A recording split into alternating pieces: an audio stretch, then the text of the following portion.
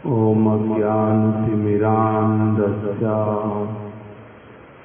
ज्ञानाञ्जनशलाकया चक्षुरुन्मीलितं येन तस्मै श्रीगुरवे नमः। वाञ्छाकल्पतरुभ्यश्च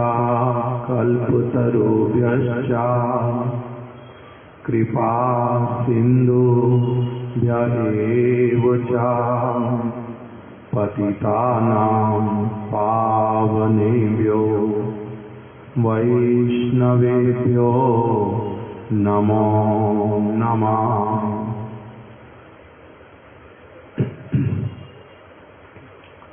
कृष्णदास कविराज रसेर भंडारी यतने राखिला कृष्ण प्रेम हेम कुंड भरी।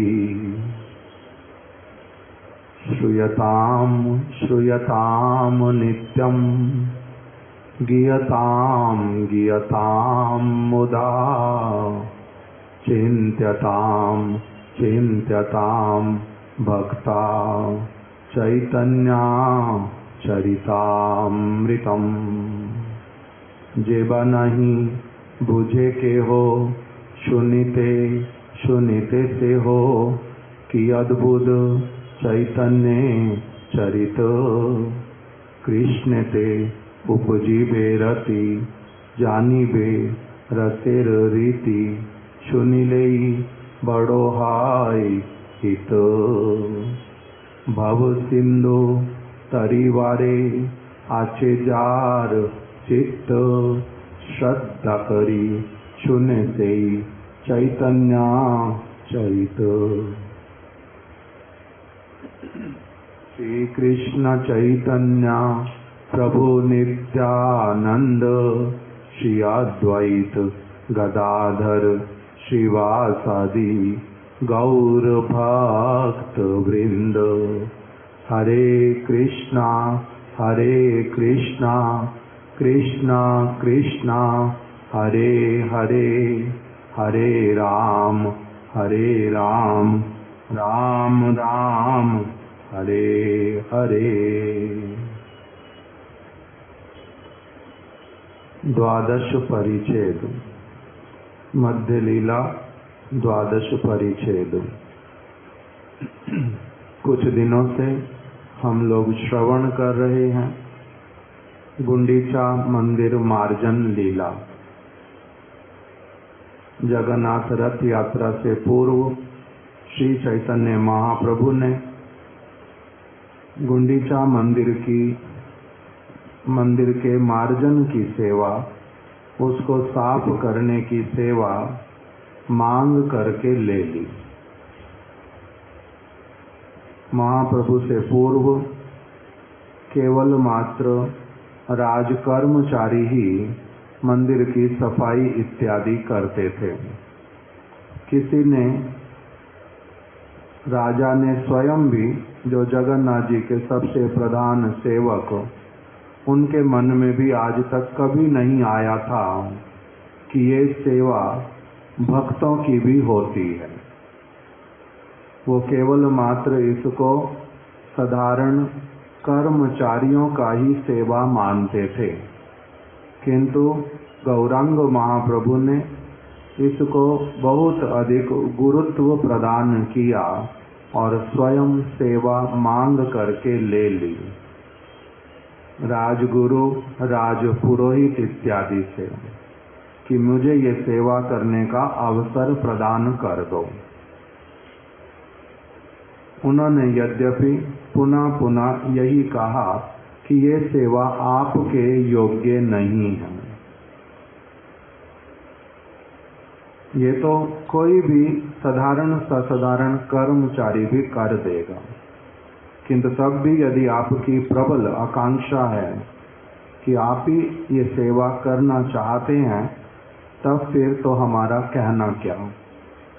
हमारे को महाराज प्रताप रुद्र ने आदेश किया हुआ है कि श्री चैतन्य महाप्रभु जब जिस बात को कहें साथ ही साथ में उसका पालन करना, मेरे से पूछने तक की भी आवश्यकता नहीं समझना। इसीलिए आप जैसा चाहते हैं वैसा ही होगा, किंतु मंदिर बहुत बड़ा है। महाप्रभु ने कहा मैं अपने भक्तों को साथ लेकर के जाऊंगा। तब परीक्षा पात्र ने कहा अंततः 100 घड़े और 100 झाड़ू जो हैं वो चाहिए होंगे। आप यदि आज्ञा करें मैं आपके वास स्थान पर उनको पहले से भिजवा दूं। इसलिए महाप्रभु ने सहमति प्रदान की और एक दिन पूर्व वहाँ पर 100 घड़े और 100 मार्जनी झाड़ू को ला करके रख दिया गया। अगले दिन प्रातःकाल महाप्रभु के कहे अनुसार उनके बहुत से भक्त लोग एकत्रित होकर के आ गए और सभी को महाप्रभु ने अपने हाथों से पहले चंदन उनके मस्तक पर प्रदान किया, उनके गले में माला पहनाई कि तुम लोग धन्यवाद के पात्र हो। मेरा तुम्हारे प्रति अत्यधिक स्नेह उत्पन्न हुआ है।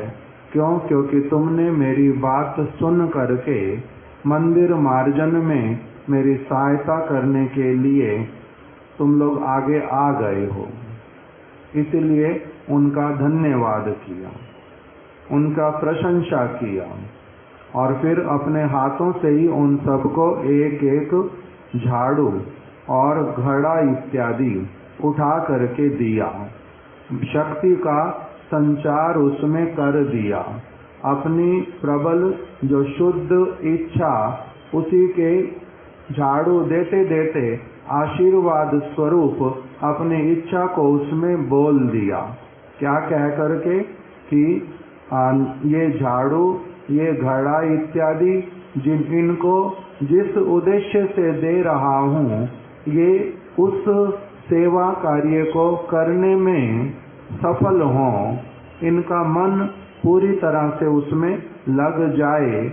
इस प्रकार से शक्ति का अपनी अच्छी भावना का संचार करके वो झाड़ू और जो घड़ा वो सबके हाथ में दे दिया। उसके बाद में सबके साथ मिल करके कीर्तन करते करते पहुंच गए गुंडीचा मंदिर में। वहां पर स्वयं आचरण करते हुए सबसे पहले गौरांग महाप्रभु ने ही मंदिर को साफ करना प्रारंभ किया। उनको देख करके सभी भक्त लोग भी स्थान स्थान पर सफाई करने लगे। महाप्रभु ने छत को, दीवारों के नीचे कोने कोने में और पूरे फर्श के ऊपर, मंदिर के बाहर, मंदिर के भीतर, सिंहासन के ऊपर जहाँ प्रभु विराजते हैं, जहाँ पर भक्त लोग कीर्तन करते हैं, जहाँ पर भोग रंधन होगा, जहाँ पर भोग निवेदन होगा, जहाँ पर भक्त लोग वास करेंगे, सभी स्थानों को उन्होंने क्या करवा दिया? भली प्रकार से सफाई कर दी। सभी भक्तों को अलग अलग अपना जो उन्होंने सफाई किया उसमें धूली, कंकड़, पौधे, कोई भी और वस्तु जो उनको मिली, उनको कहा सभी को अपना अलग अलग रखना, कूड़ा एक साथ में मिलाना नहीं। मैं सभी के कूड़े को अच्छी तरह से देखूंगा, जिससे पता चलेगा कौन कितना परिश्रम कर रहा है, कौन आलस्य कर रहा है, कौन मन लगा के कर रहा है, कौन मन लगा के नहीं कर रहा है, सारा कुछ देखूंगा।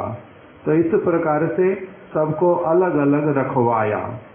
जिस किसी भक्त ने अच्छा नहीं किया, महाप्रभु का मन देख करके जिसके प्रति प्रसन्न नहीं हुआ उसको महाप्रभु ने पवित्र भर्तर्सन किया, अर्थात अच्छी वाली भावना के साथ में डांट डपट लगा दी।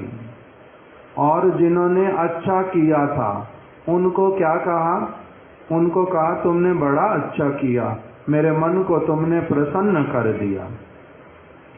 तुम जो लोग नहीं कर पा रहे अच्छी तरह से, इनको भी तुम सिखला दो कि कैसे करना चाहिए, आलस्य कैसे छोड़ना चाहिए, सेवा मन लगा के कैसे करनी चाहिए, सेवा में मेरा ही अपना परम मंगल है, इस बात को इनको भली प्रकार से समझा दो। ऐसा कहकर के उनको आचार्य का कार्य करने का उपदेश दे दिया, स्वयं अच्छी प्रकार से किया। सारे कूड़े को लेकर के अपना उत्तरीय वस्त्र उतार लिया, कपड़े में ही बांध करके बार बार जाकर के बहुत दूर, मंदिर के 4 दीवारी से भी बहुत दूर, जिससे कि पुनः थोड़ा सा भी हवा से किसी भी प्रकार से मंदिर के आसपास में ना आ पाए, इतना दूर करके उन सारी वस्तुओं को फेंक करके आए। और फिर सारे के सारे भक्त लोग, जो कि कोई जल ला रहा था, कोई खाली घड़े ले जा रहा था, कोई झाड़ू लगा रहा था, कोई अपने वस्त्र से पोछा इत्यादि बना करके लगा रहा था, जहाँ पर बहुत गहरे दाग पड़े हुए थे उनको घिस घिस करके साफ कर दिया, जहाँ पर कांटे वाले पौधे थे उनको भी सावधानी पूर्वक उखाड़ उखाड़ करके फेंक दिया। इस प्रकार से इतना अच्छी प्रकार से सफाई कर दी, जितना देर तक महाप्रभु का मन संतुष्ट नहीं हुआ, जिस प्रकार की सफाई उनको बहुत प्रिय है, अच्छी लगती है, जब तक वैसे वाला मनपसंद काम नहीं हुआ तब तक करते ही रहे, करवाते ही रहे। अच्छी तरह से जब पूरा कर लिया तब फिर कविराज गोस्वामी ने कह दिया मंदिर कैसा हो गया? निर्मल, अर्थात उसमें एक भी धूलि का कणा, कोई भी ऐसी वस्तु जिसको मल कहा जाए, अवांछित वस्तु कहा जाए, वो वहां पर बाकी नहीं बची। दूसरा कैसे बना दिया उस मंदिर को? जल का छिड़काव करते करते, जल से धोते धोते, जल को बहुत देर तक इकट्ठा रख करके फर्श के ऊपर बाहर नाली को बंद कर दिया, प्रणाली का, उसको खोला नहीं, जल को भीतर खड़ा रहने दिया। अच्छे से जब सारा जो स्थान पूरा का पूरा शीतल हो गया, बहुत शीतल, तब उन्होंने जल इत्यादि को नाली से बाहर छोड़ दिया।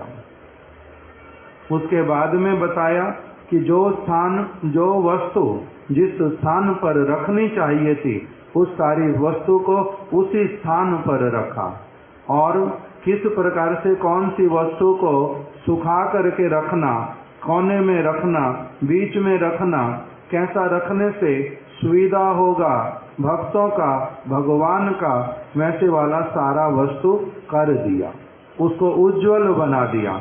ऐसा प्रतीत हुआ कि गौरांग महाप्रभु ने अपने ही हृदय को पूरी तरह से वहां पर निकाल करके रख दिया मंदिर के रूप में, इतना सुंदर रूप में उसको स्वच्छ कर दिया, मार्जन कर दिया। ये सारा कुछ हम लोगों ने विस्तार में श्रवण किया पहले।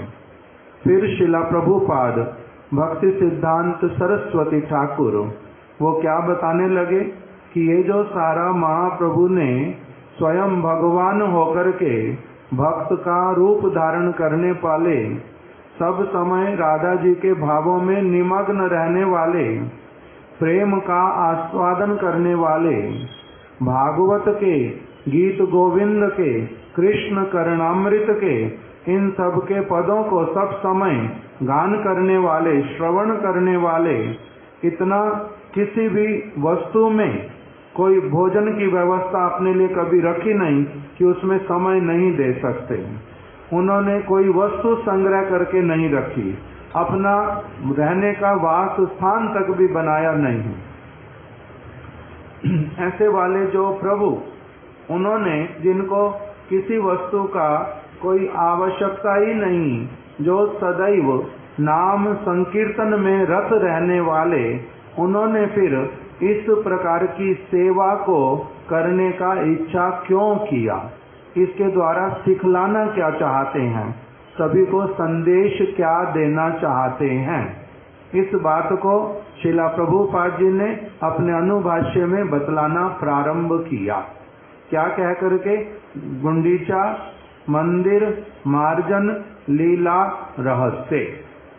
इस लीला के पीछे रहस्य क्या है? संदेश क्या देना चाहते हैं महाप्रभु सभी भक्तों के लिए, उस समय के भक्तों के लिए, भावी काल में, भविष्यत काल में जो भक्त लोग होंगे, उन सब के लिए भी अपने आचरण के द्वारा अपने भक्तों को लेकर के इतना अधिक हृदय से, मन से पूरा परिश्रम करके, और वो भी प्रसन्न चित्त से, आनंदित होकर के ऐसा जो सेवा कार्य किया, इसके द्वारा संदेश देना क्या चाहते हैं, उस वस्तु को बतलाना प्रारंभ किया। क्या संदेश दे रहे हैं? कि ऐसा कोई सौभाग्यशाली जीव जिसका क्या हुआ, रूप शिक्षा में बतलाया, ब्रह्मांड भ्रमिते कोनो भाग्यवान जीव। ब्रह्मांड में भ्रमण करते करते, कभी उच्च योनि में, कभी नीच योनियों में, कबू स्वर्ग उठाए, कबू नर के डुबाए, दंडे जने राजा जेनो नदी ते चुबाए। कभी स्वर्ग में, कभी नरक में, कभी पशु योनि, कभी पक्षी योनि, इसमें भ्रमण करते करते ना जाने कितने समय से, इसलिए बोल दिया अनादि काल से भ्रमण करते करते। यदि किसी का परम सौभाग्य उदित होता है, तब उसको क्या हो जाता है? नदी प्रवाहे जेनो काष्ठ लागे तीरे। किसी नदी के जल में प्रबल वेग नदी का किसी अक्षय सरोवर से बह रही है, बहुत प्रबल वेग और बहुत बड़ा वेग, उसी में हजारों वृक्ष जो हैं वो गड्ढे के गड्ढे बहते हुए चले जा रहे हैं, एक के बाद एक। नदी का जल सबको लेते हुए चले जा रहा है। कौन सा नदी का, कौन से वृक्ष का तना जो है कब किनारे लग जाए, जैसे उसका कोई नियम नहीं है, इसी प्रकार से कोई एक जीव, कोई दो जीव कभी किसी स्थान पर, कभी किसी स्थान पर अगर उनका किनारे पर लगने का समय आता है, इस प्रवाह से जो नदी के जल की भांति, क्या एक कीर्तन में बता दिया भक्ति विनोद ठाकुर जी ने, उन्होंने बताया, चंचल जीवन स्रोत प्रवाहिया कालेर सागरे धाये। जीवन कैसे वाला है हर व्यक्ति का? अभी बोल दिया फिर भूल गया। चंचल जीवन, सबका जीवन चंचल है। किसका? मच्छर का, हाथी का, घोड़े का, गधे का, मनुष्य का, स्त्री का, पुरुष का, बालक का, देवता का, सभी का ही, जो कहीं पर भी क्यों नहीं है ब्रह्मांड में। चंचल जीवन, सबका जीवन कैसा है? चंचल। चंचल का अर्थ क्या होता है? चंचल जीवन स्रोत प्रवाहिया, वो नदी के प्रवाह में केवल बहता हुआ जा रहा है। कालेर सागर धाये, जा रहा है किस तरफ? सभी व्यक्ति जाते काल रूपी सागर की ओर। एक दिन चला गया, 2 दिन चले गए, 1 वर्ष चला गया, 10 वर्ष चले गए, 50 वर्ष चले गए, किसी का जीवन 5 दिन का, किसी का 100 साल का, जिसका जैसा भी क्यों ना हो, किंतु कहाँ बहता जा रहा है? काल रूपी सागर की तरफ। इसी में, और एक बार बहता है नहीं, कह रहे हजारों बार बहता ही रहता। जातस्य ही ध्रुवम मृत्यु, मृत्यु जन्म ध्रुवस्य च। जिसका जन्म होता है मृत्यु होती है, फिर मृत्यु होती है तो फिर जन्म होता है। कितनी बारी जन्म, कितनी बारी मृत्यु, कितनी बार गर्भ की यातना। उसी के लिए भी बता दिया, जननी जठरे शयनम। कौन सा श्लोक है ये? पुनरपि जन्मम पुनरपि मरणम पुनरपि जननी जठरे शयनम। बार बार जन्म, बार बार मृत्यु, बार बार माता के गर्भ में कुछ समय रहना, फिर से बाहर आना, फिर मरना। सब समय इस प्रकार का सुख और दुख, कभी सुख कभी दुख, कभी दिन कभी रात, कभी छाया तो कभी धूप, कभी गर्मी तो कभी सर्दी, कभी स्त्री शरीर तो कभी पुरुष शरीर, कभी पशु शरीर तो पक्षी शरीर। ये केवल अनंत प्रवाह बहता जा रहा। इसी के अंतर में ब्रह्मांड भ्रमित है। ब्रह्मांड में भ्रमण करते करते कोनो ब्रह्मांड भ्रमित है, कोनो भाग्यवान जीव, कोई परम सौभाग्यशाली जीव होता है जिसका किसी न किसी प्रकार से सुकृति बन गया, अथवा किसी सत्पुरुष ने कृपा करके अपने आप से उसमें सुकृतियों का संचार कर दिया। वो भाग्यशाली बनने पर क्या करता है? ब्रह्मांड भ्रमित है। भाग्यवान जीव, उसको साधु संग की प्राप्ति हो जाती है। गुरु कृष्ण प्रसादे पाए भक्ति लता बीज। शुद्ध साधु का संग मिलने से उसके हृदय में अलग प्रकार की एक वस्तु संचार करती है। शुद्ध साधु का बहुत दूर से संग होने पर भी, बहुत दूर से, जैसे गौरांग महाप्रभु का संग हम लोगों को अभी साक्षात रूप में मिलता है, बहुत दूर से, बहुत दूर से कहने पर भी बहुत निकट से भी मिलता है। उनका यदि कोई बहुत शुद्ध भक्त जो उनके अत्यधिक निकट में है, मैं पीछे वाला महाप्रभु जो है उनको नहीं देख पा रहा, किंतु उनके साथ में पूर्ण रूप में संपर्क युक्त, उनको पूरी तरह से ढक करके आगे खड़े हुए, पीछे वाली वस्तु मुझे दिखाई नहीं देती, आगे वाले गुरु पाद पद्म मुझे दिखलाई पड़ते हैं। यदि उस प्रकार का संग किसी को मिल जाता, अथवा शुद्ध साधु की, महाप्रभु की, कहीं दूर से भी किसी को थोड़ी सी भी बात कान में आ जाती, श्रद्धा उत्पन्न हो जाती, ना जाने किस किस प्रकार से किसी से भी मिल करके वो आगे बढ़ता जाता, कभी अनुष्ठानी की दीक्षा इत्यादि भी हो जाती, मंत्र भी करने लगता, हरि नाम भी करने लगता है, भगवान की कुछ सेवा भी करता है। किंतु जब उसको फिर ऐसा होते होते, जब शुद्ध भक्तों की वाणी हृदय में पूर्ण रूप में बहुत अच्छी तरह से जब प्रविष्ट होती है, तब उसके मन में क्या इच्छा होती है कि मेरे को शुद्ध गुरु पाद पद्म, शुद्ध वैष्णव का संग प्राप्त हो जाए। इसकी कामना आती है फिर हृदय में। और तब फिर क्या होता है? तब फिर मान लीजिए किसी को उस प्रकार के ब्रज रस रसिक शुद्ध किसी भक्त का, जो पूर्ण रूप में राधा कृष्ण के साथ में संपर्क युक्त हैं, सदैव उनकी सेवा में रत हैं, श्री राधिका माधव योर अपारो माधुर्य लीला गुण रूप नामना। आगे प्रतीक्षणास्वादन लोलुपस्या वंदे गुरोश्री चरणारविंदम निकुंजयूनो रतिकेल सिद्धई यायालिभिर युक्तिर अपेक्षणीया तत्राति दाक्षाद अतिवल्लभस्या वंदे गुरोश्री। उससे आगे आता है साक्षात हरित्वेन समस्त शास्त्र उक्त तथा भाव यत एव साध्वी किंतु प्रभोर्या प्रिय एव सच्चा वंदे गुरोश्री चरणारविंदम। जो कैसे वाले गुरुपाद पद्म,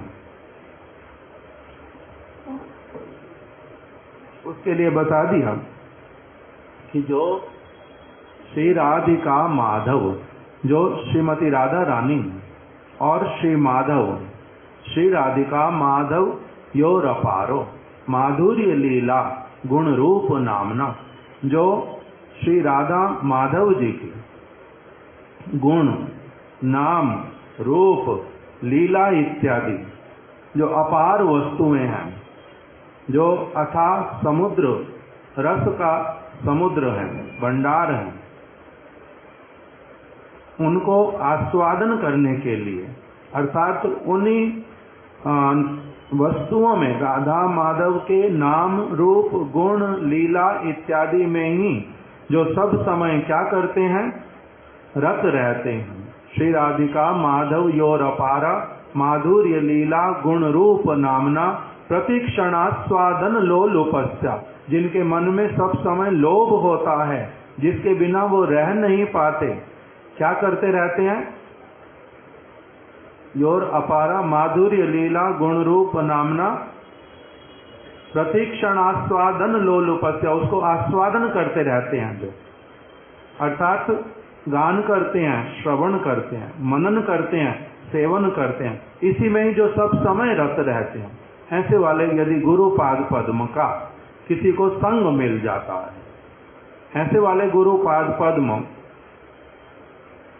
जो क्या करते हैं, निकुंज योनो रतिकेली सिद्धई, जो राधा और कृष्ण की समस्त सखियों के साथ में निकुंज कुंज में, यमुना के तट पर, गिरिराज गोवर्धन की कंदराओं में जो समस्त लीला कार्य निकुंज योनो रतिकेली सिद्धई, जो इन समस्त सेवाओं में प्रविष्ट होने में सब समय वहीं रहते हैं, अपने नित्य स्वरूप से, जो सब समय वहां पर विराजित रह करके वहां अपने सखी स्वरूप में सब प्रकार की सेवाओं को प्रदान करते हैं।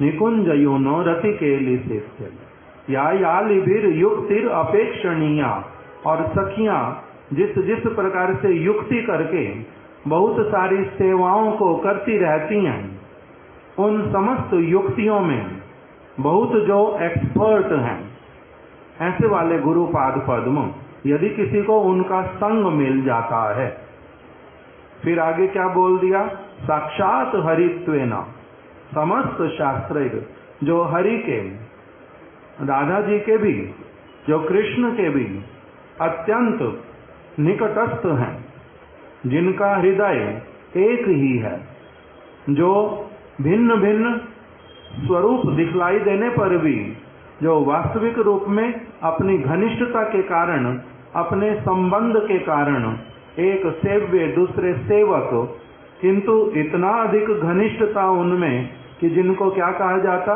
कि ये एक ही बात है, इनका सेवा करना, उनका सेवा करना, इनकी बात मानना, उनकी बात मानना, इनके पास कुछ पहुंचा देना, उनके पास अपने आप पहुंचना, ये सारा कुछ जिनके माध्यम से होता है उसी को ही क्या कहते हैं, श्री गुरु पाद पद्म। वंदे गुरु श्री चरणार विंदम। यदि किसी को ऐसे वाले महत पुरुष का संग प्राप्त हो जाता है, तब क्या होता है, उनके मुख से भगवान की वार्ता को श्रवण करके, उनके जीवन में सब समय उसको उनको आचरण करते देख करके, और फिर केवल मात्र सुनने से ही और देखने से, ऐसे वाला देखने से नहीं, जब वो क्रमशः एक व्यक्ति को अग्रसर करते करते उसको भक्ति मार्ग में आगे बढ़ाते बढ़ाते, जब अपने हृदय की जो वास्तविक संपत्ति, जो एक समय में बालक को कुछ कुछ तो देते रहते हैं, संपत्ति से ही उसके वस्त्र भी ला देते, संपत्ति से उसके भोजन की भी व्यवस्था कर देते, संपत्ति से उसके लिए घर भी बना देते, संपत्ति से उसकी विद्या अर्जन भी उसको करवा देते, किंतु संपत्ति उसको दिखलाते नहीं, अभी योग्य नहीं है पैसे देखने के, संभालने के, अभी देते नहीं है। किंतु जब क्रमशः वो बड़ा हो जाता, सब प्रकार से वस्तु को आदर करने में, उसको समझने में, संभालने में जब समर्थ हो जाता है, तब उसको क्या करते हैं, अपनी वही सारी संपत्ति दिखलाते हैं भली प्रकार से। तब एक व्यक्ति जो है क्या देख पाता है, राधा कृष्ण और ब्रज को, उनके परिकरों को, अपने गुरुपाद पद्म के स्वरूप को, गुरुपाद पद्म की समस्त सेवा को, इस सारी वस्तु को देख पाता है। तब उसके अपने मन में क्या कामना उत्पन्न होती है, किसके, अभी जो बालक था, ब्रह्मांड में पहले भ्रमण कर रहा था, फिर उसको कहीं से कोई किसी प्रकार से साधु संग मिला, श्रद्धा उत्पन्न हो गई, भक्ति का बीज जो है वो हृदय में डल गया, धीरे धीरे वो उसमें अग्रसर होने लगा, ऐसे गुरुपाद पद्म मिल गए। तब उसके हृदय में, उनके हृदय की संपत्ति को जब उसने दर्शन किया, तब इसके हृदय में क्या कामना उत्पन्न होती है कि ये जो संपत्ति जो गुरुपाद पद्म के हृदय में सब समय के लिए विराजमान है, ये संपत्ति क्या कभी मेरे हृदय में आ सकती है? जब इस प्रकार की उसकी कामना होती है, तब उसको बोला गया कि ये मनुष्य शरीर में रहने पर भी ये परम सौभाग्यवान व्यक्ति, उससे पहले सौभाग्यवान नहीं है, कुछ भी और करता रहे, कितना ही उसके पास में जगत के अनुसार विद्या, बल, धन, संपत्ति, रूप, पद, यश, जो कुछ भी क्यों ना हो, उसके द्वारा उसको सौभाग्यवान नहीं कहा गया। इसलिए साधारण शब्दों में रामायण के अंतर्गत बोल दिया, धन ना, पुत्र, दारा, लक्ष्मी पापी केओ होए। किसी का पुत्र है, किसी के पास में पत्नी है, किसी के पास में लक्ष्मी है, किसी के पास रूप है, किसी के पास बहुत संपत्ति है, इसका अर्थ ये नहीं है वो सौभाग्यवान। सुत, दारा, लक्ष्मी पापी के होए, ये तो पापी के पास में भी होती है। रावण के पास भी थी, कुंभकर्ण के पास में भी थी, कंस के पास में भी थी, हिरण्यकश्यपु के पास में भी थी। किसके पास नहीं था? पुत्र भी सबका था, स्त्री भी सबकी थी, लक्ष्मी भी सबके पास थी, बहुत बड़ा बड़ा राज्य, पद, सेना, सारा कुछ था, किंतु तब भी उनको क्या कहा गया? असुर। इसलिए सुत, दारा, लक्ष्मी पापी के होए। और उसके बाद क्या बताया? संत समागम हरि कथा।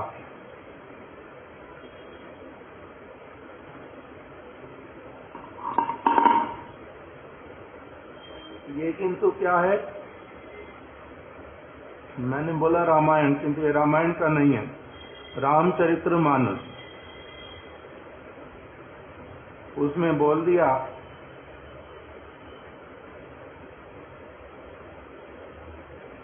संत समागम हरि कथा। तुलसी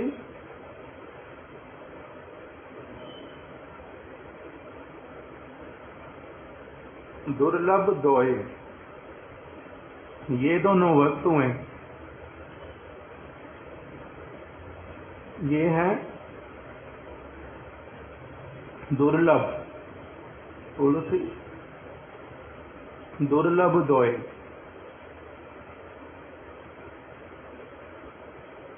श्रील प्रभुपाद जी से किसी ने कहा, पहले प्रभुपाद जी ने बोला परम गुरुदेव को, श्रील भक्ति प्रज्ञान केशव गोस्वामी महाराज जी को, कि मेरा इस संसार से चले जाना अच्छा है और अधिक दिन रहना ठीक नहीं है। तब परम गुरुदेव ने पूछा, प्रभुपाद आप ऐसा क्यों कह रहे हो? आप ऐसा क्यों कह रहे हो? तब प्रभुपाद जी ने उत्तर दिया कि मेरी जो बात है, जो कथा मैं कहता हूँ, उस कथा को कोई सुनता नहीं है, कोई मानता नहीं है। इसीलिए इस जगत से मेरा चले जाना ही अच्छा है। तब परम गुरुदेव लिख रहे हैं कि मैंने प्रभुपाद जी की इस बात को सुन करके उनका विरोध किया। उनको कह दिया कि आप जो बात बोल रहे हैं ये ठीक नहीं है, सच नहीं है। इसलिए आप कथा कुछ भी बोलते हो, कथा तो बाद की बात हो। सब समय आपके साथ में लोग रहते हैं, आपकी बात को लिखते रहते हैं। 3-3 लोग, 4-4 लोग कागज कलम लेकर के सब समय प्रस्तुत रहते हैं। जो आपके मुख से निकलता है एक एक अक्षर लिख लेते हैं, साधारण बातों तक को भी लिख लेते हैं। और फिर भी आप बोल रहे हो कि आपकी बात कोई सुनता नहीं। तो कहते नहीं सुनता, लिखते हैं। तो क्योंकि परम गुरुदेव ने बोल दिया कि आपकी बात लिखते हैं, बाद में उसको ठीक करके पत्रिका में छपवा भी देते हैं, सब लोगों के पास में पहुंचाते हैं। आपके जितने सारे स्थान हैं वहां पर सभी लोग, भक्त लोग क्या करते हैं, उनको पढ़ते हैं, दूसरों को सुनाते हैं। इतना सभी स्थानों पर होता है, तब भी आप कह रहे हैं आपकी बात कोई सुनता नहीं है, ये कैसे मान लूं। तो प्रभुपाद जी ने तब भी इंसिस्ट किया कि नहीं, मेरी बात कोई नहीं सुनता। पढ़ भी रहे हैं, बोल भी रहे हैं, किंतु कोई नहीं सुन रहा। जैसे महाराज जी उदाहरण दे देते थे बच्चे वाला। माँ ने कहा दूध पी ले, अभी पी रहा हूं। दूध पी ले, अभी पी रहा हूं। 15 मिनट बाद 3-4 बार कहने के बाद देखा दूध फिर वहीं का वहीं रखा। जब टीवी बंद कर दिया, उसका कार्टून देखना बंद हो गया, तब वो क्या कहता है, क्यों बंद कर दिया? तेरे को कितनी बार बोल दिया दूध पी ले, कब बोला आपने? कहाँ है दूध? जिस प्रकार से उसने सुनने पर भी उत्तर सुना था दूध है, बोल भी दिया था दूध अभी पीता हूं। उसका बोलना, उसका सुनना दोनों कैसे वाला था? यूजलेस। ना उसको सुनना कहते, ना उसको बोलना कहते, क्योंकि पालन नहीं किया, दूध पिया ही नहीं।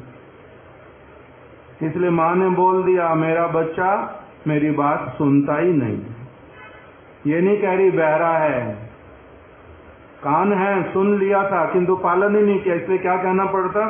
सुनता ही नहीं है। तो इसी प्रकार से प्रभुपाद जी ने बोल दिया कि संत समागम हरि कथा तुलसी दुर्लभ दोए।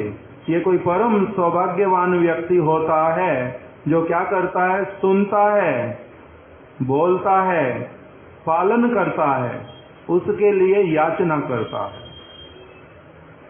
तो जब किसी को ब्रह्मांड में भ्रमण करते करते ऐसे वाला सुदुर्लभ जो संग, इसलिए भागवत में स्थान पर बोल दिया। पहले बताया मनुष्य जन्म बड़ा दुर्लभ है, फिर उससे आगे फिर बोल दिया उससे भी दुर्लभ क्या है? संत समागम। कौन सा श्लोक है? दुर्लभम मानुषम जन्मम तदपि दुर्लभम मन्ने। दुर्लभम मानुषम देह देहिनाम क्षणभंगुरा तदाप्य दुर्लभम मन्ने वैकुंठ प्रिय दर्शनम। उसमें बता दिया कि मनुष्य जन्म बड़ा दुर्लभ है। दुर्लभम मानुषम जन्मम देहिनाम क्षणभंगुरम। कभी भी ये नष्ट तो हो जाएगा शरीर, किंतु तब भी जब तक है इससे बहुत बड़ा लाभ उठाया जा सकता है।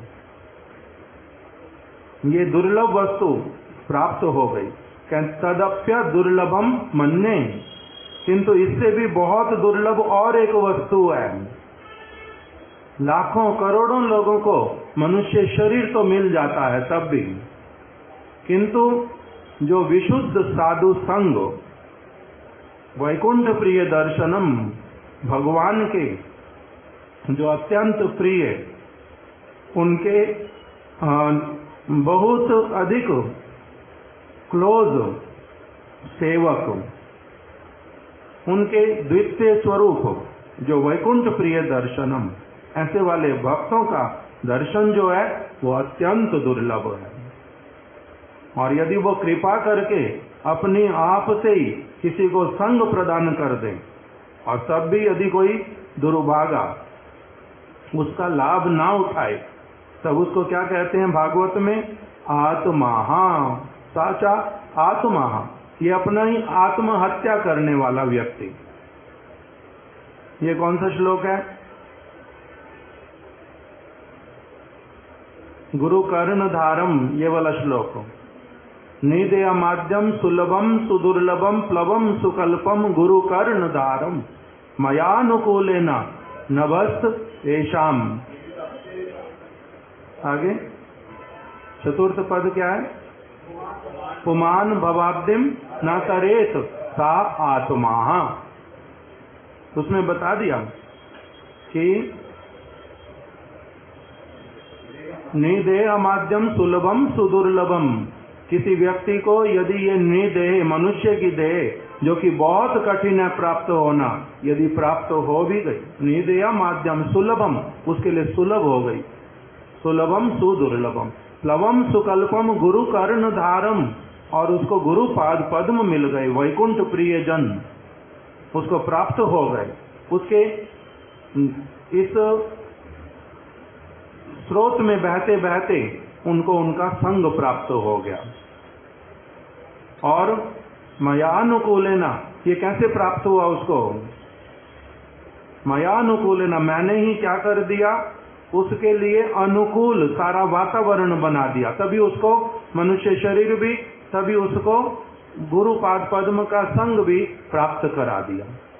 तीन वस्तुएं हो गई, मेरे द्वारा की गई अनुकूलता, और फिर गुरु पाद पद्म, उससे पहले मनुष्य शरीर। ये तीन वस्तुएं यदि किसी को मिल जाएं, तब भी यदि वो क्या करे, उसका लाभ ना उठाए और भव सागर को पार करने के लिए, कृष्ण प्रेम को प्राप्त करने के लिए यदि चेष्टा नहीं करके और किसी वस्तु को गुरुत्व दे, उसकी तरफ आविष्ट होए, उसके लिए मरे, तो उसको क्या कहेंगे? साचा आत्मा। इतनी बड़ी अपॉर्चुनिटी, इतना बड़ा एक लॉटरी लगने पर भी एक व्यक्ति महामूर्ख उसका कोई लाभ नहीं उठा करके केवल सोना चांदी हीरे मोती ज्वारात सब चिंतामणियां एक तरफ रखी हुई, वो सारी मिल गई, उसको नहीं देख करके टट्टी में से कुछ लेकर के खाने की इच्छा करता।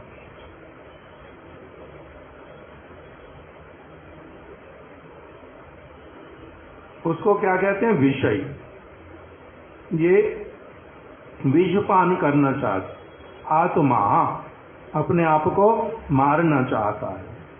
तो कह रहे जिसको, किंतु परम सौभाग्य से जो आत्मा नहीं बनता, जो क्या करता है, इस सुयोग का पूर्ण लाभ उठाता है, बुद्धिमान बनता है, जो अच्छे से फिल्टर करना जानता है, छटाई करना सीख लेता है, कौन सी वस्तु नित्य, कौन सी अनित्य, किस वस्तु को, कौन सी वस्तु वास्तविक रूप में मूल्यवान और कौन सी व्यर्थ।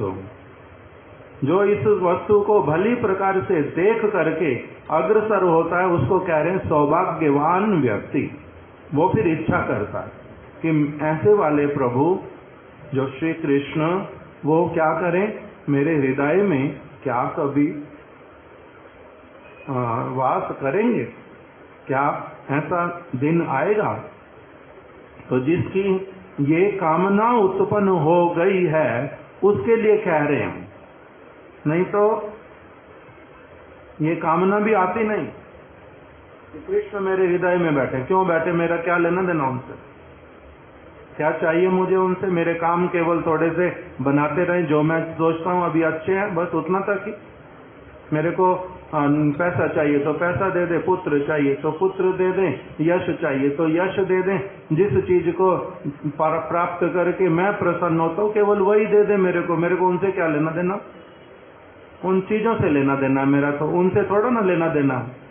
किंतु जिसका साधु संग होता है वो क्या कहता है, मुझे किसी वस्तु से लेना देना नहीं है। दिए मानम न गृह्णन्ति बिना मत सेवनम जना। भगवान के भक्त जो हैं वो क्या कहते हैं, आपके द्वारा दिए जाने पर भी आपके अतिरिक्त और कोई वस्तु नहीं चाहिए। शिला भक्ति मयुक भागवत गोस्वामी महाराज जी, वो शिला प्रभुपाद जी को कहते थे कि आप की सेवा से, आपसे जो वस्तु मुझे दूर लेकर के जाएगी, आपके देने पर भी मैं आपकी बात नहीं मानूंगा, लूंगा ही नहीं। आपकी सेवा से दूर वाली वस्तु मुझे नहीं चाहिए। ये कपट करके कहना भी होता है लोगों का कि मेरे तो गिरिधर गोपाल दूसरा न कोई। केवल मौखिक बोलना भी होता है, किसी के पीछे केवल दोहराना भी होता है, और वास्तविक रूप में कहना भी किसी का होता है, मेरे तो गिरिधर गोपाल। किसी का अपना हृदय से कहने वाला अगर हो वो अलग बात हो, और किसी का केवल दोहराना हो, किसी का केवल म्यूजिक अच्छा लगने के कारण बोलना हो, वो अलग होता है। तो जो भगवान को चाहता है उसको कहते सौभाग्यवान। किंतु इतने सौभाग्य बनना ऐसे सहज नहीं हो पाता। इसलिए एक कीर्तन में नरोत्तम दास ठाकुर जी ने लिख दिया, सेव आशा मोर नहीं, कि मेरे हृदय में तो अच्छी वाली जो आशा है, अच्छी वाली जो प्रार्थना, अच्छी वस्तु के लिए कामना, वो भी कभी नहीं आती। हजारों अमंगलमय वस्तुओं के लिए कामना सब समय आती रहती है कि ये बात भगवान को बोलूं मेरी पूरी हो जाए, वो बात भगवान को बोलूं वो मेरी पूरी हो जाए। किंतु ये आशा ही मेरे हृदय में रहती नहीं है जो सबसे मंगलमय। ये आशा सबके हृदय में नहीं आती।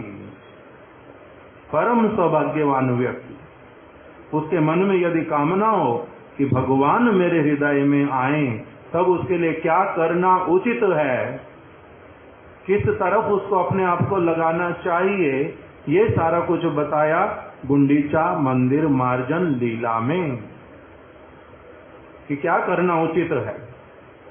मुख से राम नाम बोलना है, हाथ से भगवान की सेवा करनी है, भक्तों का संग करना है, शुद्ध गुरु पाद पद्म का अनुगत्य करना है, वो जिसमें प्रसन्न हो उस क्रिया को सदैव करने के लिए चेष्टान्वित होना है। नहीं कर पाता हूं उस तब फिर दुख करना है, करने के लिए बल मेरे में संचार हो उसके लिए प्रार्थना करनी है। इस प्रकार की सारी बातों को एक के पश्चात एक इस गुंडीचा मंदिर मार्जन लीला में महाप्रभु ने समझाया। आज यहीं तक रख देते, कल इससे आगे श्रवण करेंगे।